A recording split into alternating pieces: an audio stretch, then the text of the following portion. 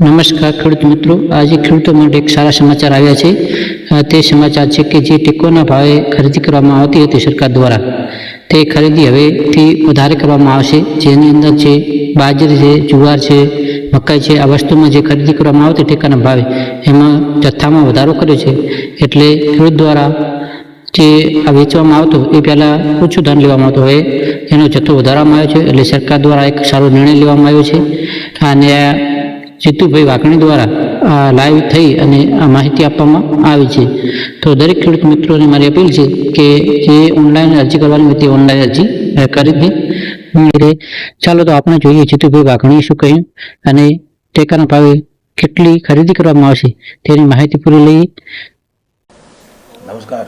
દેશના લાડેલા વડાપ્રધાન, સર્વાધિક લોકપ્રિય વૈશ્વિક નેતા માનનીય નરેન્દ્રભાઈ મોદીએ 140 કરોડ દેશવાસીઓ માટે કલ્યાણ અને રાષ્ટ્રને સમર્પિતના સેવાભાવ સાથે કર્તવ્ય પથ પર 4399 દિવસ એક સૌથી સર્વાધિક ચૂંટાયેલા વડાપ્રધાન તરીકે રાષ્ટ્રમાં સેવા કરવાનો રેકર્ડ અને સેવા કરવા માટેનો મોકો દેશની જનતાએ આપ્યો છે. ત્યારે આજના શુભ દિવસે માનની મોદી સાહેબની દીર્ઘાયુ માટે અને દેશ સેવા અવિરત કરતા રહેવા માટે પ્રભુને પ્રાર્થના અને અનેકાધિક શુભકામનાઓ.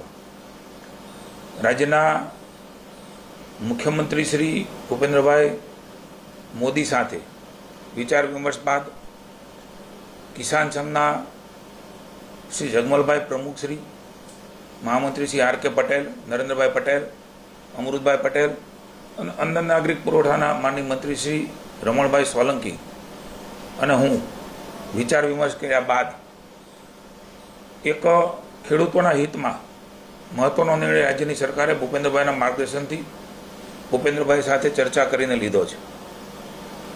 બાજરીની ખરીદી ખેડૂત દીઠ 2000 કિલો થતી હતી. હવે નિર્ણય એ 3500 કિલો ખરીદવાનો નિર્ણય કર્યો છે. એટલે કે 175 મણ એ ખેડૂતની બાજરી ખરીદવામાં આવશે. સાથે સાથે મકાઈ પણ 1500 કિલો ખરીદી થતી હતી, એની 2500 કિલો થશે. એટલે કે 125 મણ એ ખરીદવામાં આવશે.